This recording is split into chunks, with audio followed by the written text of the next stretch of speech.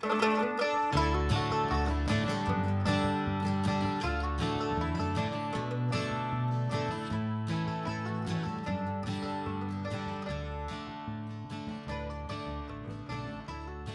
scriptures are crystal clear.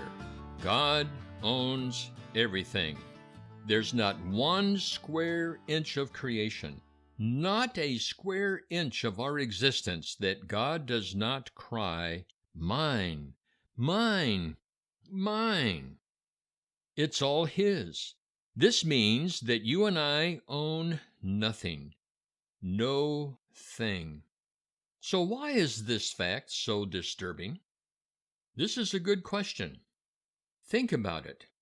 This reality, the reality that God owns everything, threatens our fallen, human craving to own things.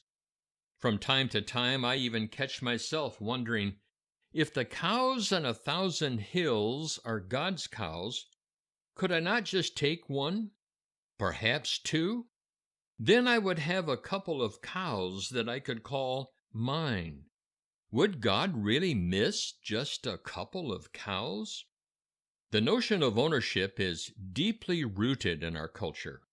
Far and away, most people regard ownership as a basic, universal, global human right, the key to human flourishing. We either own something or we don't, right? Doesn't the Bible actually encourage ownership? When God created the heavens and the earth, didn't He give it all to us to have dominion over it? So what's wrong with believing that we own a few things? So we better talk about ownership. Ownership from God's perspective.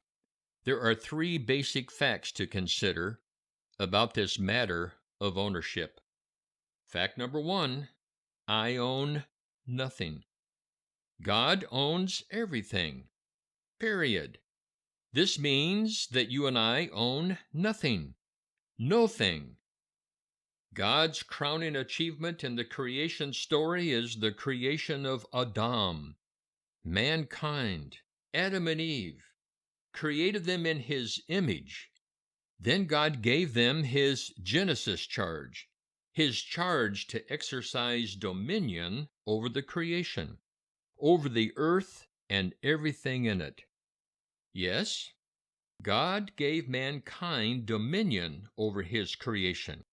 But, and listen carefully, He did not bestow ownership. Dominion is not the same as ownership. This is an important distinction. When charged with something, you have custody over it, but you do not have ownership. God retains full, complete, and absolute ownership of His creation. Remember, there's not one square inch of the creation that God does not scream, "Mine." Rather, God gave.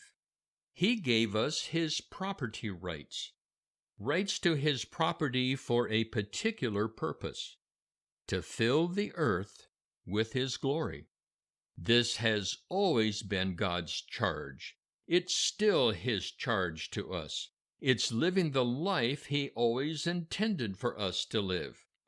God never intended that we use these property rights for controlling, subjugating, or owning.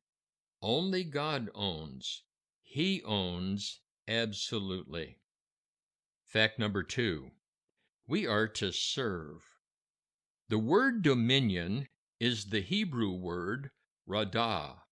Radah means to bow down, stoop low, to bend like a servant. This doesn't sound like our notion of dominion, does it? You see, God's Genesis charge is not a dominion mandate.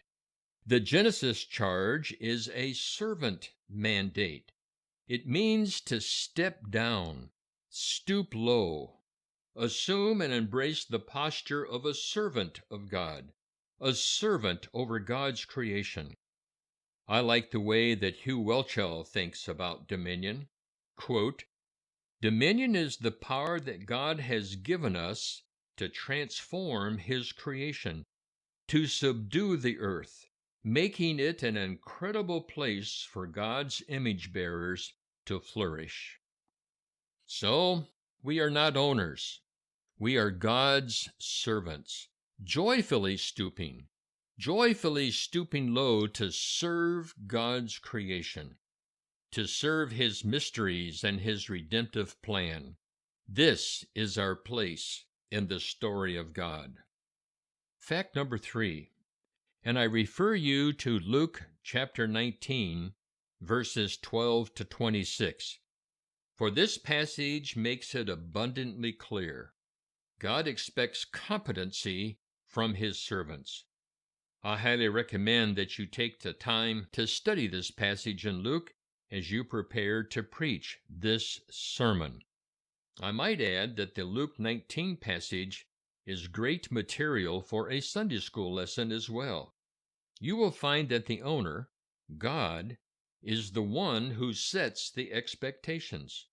You will find that faithful servants obey the owner, living up to God's standards. Here are the key points of this passage. The owner, God, is the one who sets the expectations. Faithful servants obey the owner, living up to the owner's standards. Faithful servants excel in their labors. The owner rewards his excelling servants. They experience contentment. The unfaithful servants experience disappointment and confusion.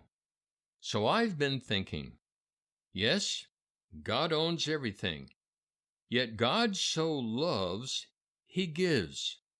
I'm intrigued by this notion that God owns by giving it away.